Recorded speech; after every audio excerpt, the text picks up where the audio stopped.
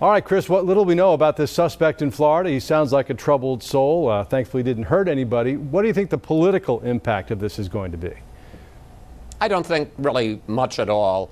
If it had continued for a period of time and they hadn't found him, it might have had more, if only because it was drowning out all the other news. But the FBI and local law enforcement did such an extraordinary job, and they seem to have taken what appears to have been the sole perpetrator off the street. So now we can get back to all the other things we argue about. And thankfully, the one good thing in all of this is nobody got hurt. Yeah. The president's attitude about the seriousness of this seems to depend on whether he's speaking off the teleprompter or on Twitter and extemporaneously. What's your take about his response? Well, look, there's no question that the president engages in tough, inflammatory political rhetoric. I very much disagree with the idea that he is therefore responsible for this. This is, as you say, a troubled soul. I think that's a very gentle way of saying he's either a sociopath or a psychopath sending these bombs out. The president says the right things most of the time, that we don't want this kind of political violence, that there's no place for that in our society. But then occasionally he seems to slip up, like at 3:14 this morning when he sent out a tweet basically saying, CNN attacks me, and then when I fight back they say act presidential. Or at another point today when he said, this is so unfortunate, this quote bomb scare, because it's getting in the way of the Republican momentum in the campaign. But in the end, my guess is, look, as far as the political rhetoric is concerned, it is what it is. The president has been engaging in it for a long time. Democrats seem to have decided, at least in some cases, the best way to fight him is to join him, and they're engaging in it as well. But I think you have to take that separate and apart from this bombing. I think you can't draw a link and say the president is somehow responsible for this because some not living in a van who supported some of his views and supported some of the people, some of his attacks against people, decided to send pipe bombs to them. Yeah, the wall-to-wall coverage of this crowded out a lot of other news, including the fact that the Dow has lost almost all of its gains for the year. In fact, had at one point during this week. Will that have any impact on the midterms, do you think?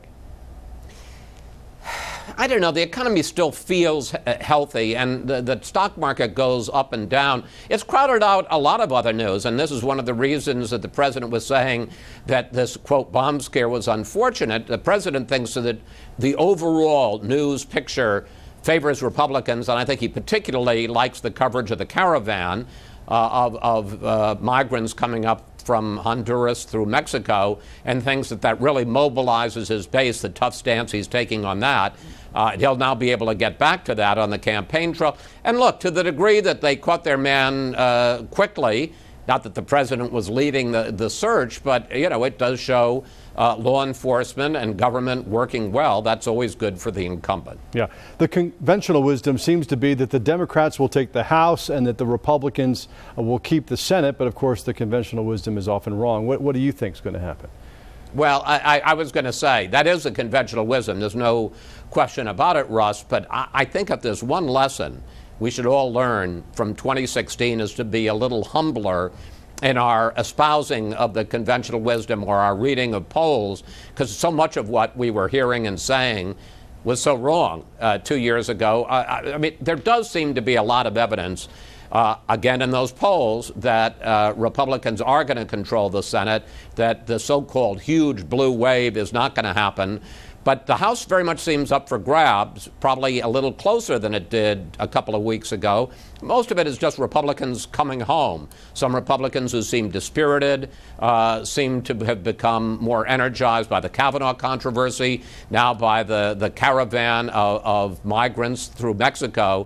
So I think it's really, this is a 50-50 country, and with Republicans getting as enthused and energetic as Democrats, it's becoming a 50-50 country. Yeah. One last question. The Saudis seem to be coming closer to something like the truth with respect to the murder of Jamal Khashoggi, now admitting that it was a planned murder. Where do things stand now for Crown Prince Mohammed bin Salman, in your opinion? Well, it's interesting because, yes, they say that, but they're clearly the king and the crown prince are still in charge, and the wagons are still circled around them. And while they're saying, yes, it may have been a premeditated murder, they're still basically saying it's a rogue operation. It was some people in the intelligence community. It was people that surrounded the crown prince, MBS as he's known, but it wasn't MBS himself. Look, it's not a democracy.